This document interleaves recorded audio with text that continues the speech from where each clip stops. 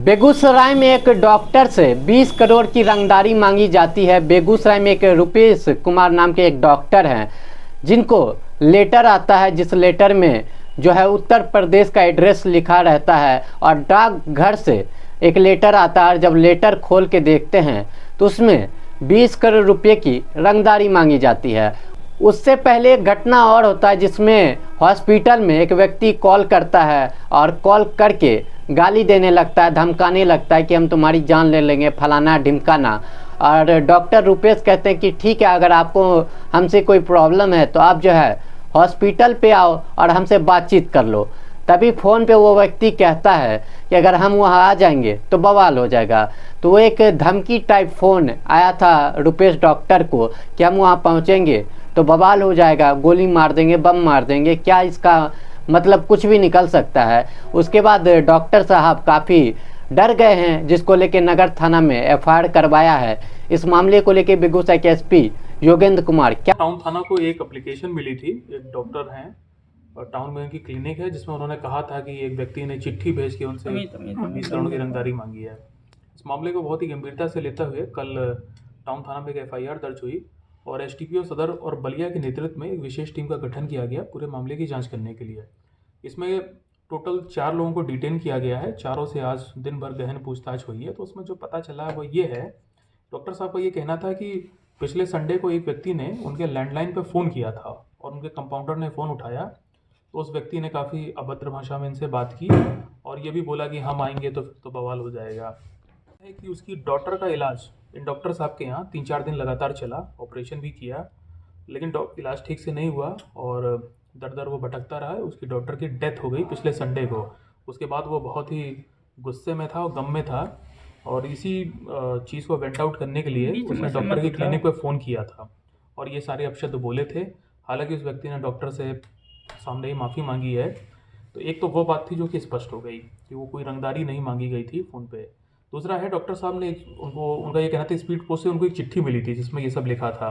चिट्ठी में जिस लड़के का नाम था उसको भी पुलिस ने आज डिटेन किया। उससे पूरी पूछताछ की गई, उसकी हैंडराइटिंग को मैच कराया गया जो चिट्ठी की हैंडराइटिंग से, दोनों मैच नहीं था। उस लड़के के भी चेक किया गया फ़ोन को, तो डॉक्टर से कभी कोई बातचीत भी नहीं है। इनफैक्ट वो लड़का डॉक्टर को जानता भी नहीं है, डॉक्टर साहब भी उसको नहीं जानते हैं। जिस लड़के के नाम से चिट्ठी दी गई थी रंगदारी मांगने के लिए, उसके पूरे परिवार का उसमें नाम दे रखा था। तो जांच में ये पता चला गांव में ही उसी परिवार का दूसरे परिवार से झगड़ा है और प्रथम दृष्टया ये मामला ऐसा प्रतीत हो रहा है कि 2 लोगों में लड़ाई है और एक को फंसाने के लिए इस प्रकार की एक चिट्ठी एक डॉक्टर के नाम पे दी गई है। ये प्रथम दृष्टया अभी पता चल रहा है। इसमें 4 लोग डिटेन किए गए हैं, उनसे गहन पूछताछ के बाद ये चीज़ पता चली है।